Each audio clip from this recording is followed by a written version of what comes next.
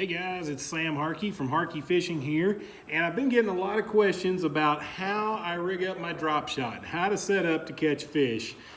I want to talk to you a little bit about that today because drop shotting is one of those techniques you can use to really catch a lot of fish. It's typically not a technique you use to catch some really large fish, but number-wise, you can't hardly beat a drop shot rig on Table Rock Lake.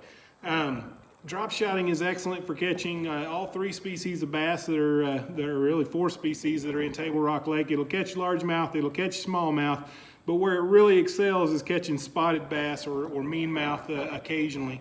So I want to go over with you just real quickly kind of what equipment I use and how I rig it up so that you can rig up a drop shot, go out and enjoy catching a lot of fish. It's a great way for kids to go out and catch fish. Great way for you to go out. If you're having a rough day and you're just out fun fishing and you want to catch some fish, drop shot's the way to go. So first off, talk a little bit about the rod. This is a Abu Garcia Ike Series finesse rod. It's a 6'10" in a medium light action. You do want a fairly light action on these because you want the tip to really give, and you don't want those fish to be able to feel when they bite that worm. You don't want them to feel that you got them on the line. So a medium light or a medium action is ideal for that. As far as the reel goes, this is a Abu Garcia Revo Rocket. I like it because it's got a high gear ratio. Spinning reels are notoriously slow. This one has an 8.1 to 1 retrieve ratio, so I can get the bait back to me and the fish up quickly. Next is kind of, and one of the most important things with this is the line. Probably you'll notice here that I've got a bright yellow line. This is Berkley's Fire Line, 15-pound test, braided line, very, very sensitive. You can feel absolutely every bite with this stuff. I do have a backing on here because braided line is kind of expensive. So I put about half a spool of 12-pound monofilament on this reel. And then I added the Berkley Fire Line 15-pound braided line to it. And I like the fluorescent because it shows up to me. But if it shows up to me, it'll also show up to the fish. So I do tie on about a 15-foot leader with fluorocarbon. And it's very important to use light test line. If Table Rock's notoriously clear, if the water's clear, you need to be using 8-pound or even 6-pound and occasionally 4-pound fluorocarbon. I typically use 8-pound unless I'm really having a hard time getting a bite, and then I'll maybe drop down to 6. So how do you combine, how do you connect the fluorocarbon leader to the braided line? I use what's called a surgeon's knot. It's basically you overlap the braided line and the monofilament line. Take your finger in there, spin it 3 times, and then pull your fluorocarbon line through the hole. Simple knot. It's called a surgeon's knot. You can look it up online if you don't know how to do it, or ask, and I can tell you. So next we want to connect a hook, and hooks are very important because you want to know, well, what kind of hook do we want to use? I use a Berkley No. 2 drop shot hook. It's a tiny, tiny little hook, just a small little hook. Berkley makes them. They come in a package of 5. You can get them in red or the standard black color, and it really doesn't matter. I kind of like the red ones, but I've caught just as many on the black ones, so it doesn't really matter. So what you want to do is you want to come down about 2 foot from the end of your line, leave a tag, and you're going to want to tie a Palomar knot to your fishing hook.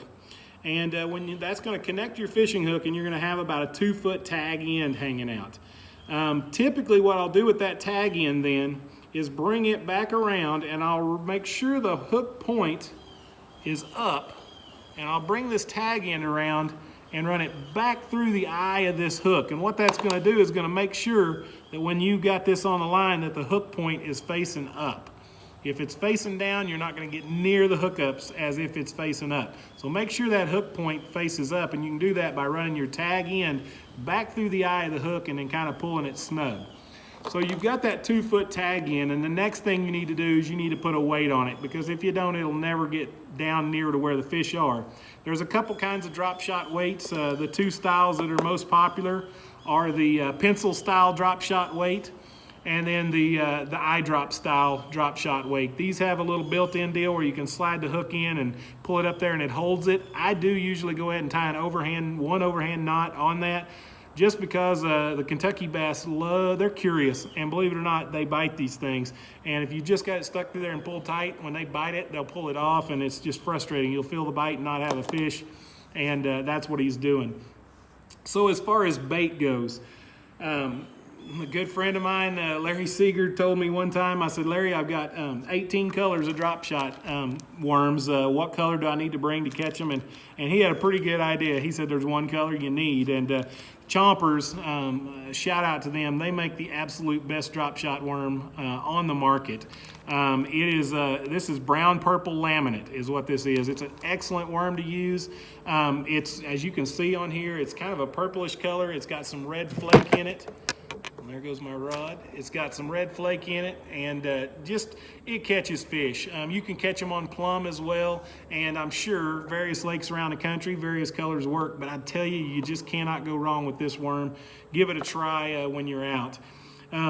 Next thing I would say is, where do you fish this? And probably the number one thing, you notice we have an exposed hook here, and so if you're fishing in a lot of brush, you are going to get hooked up some.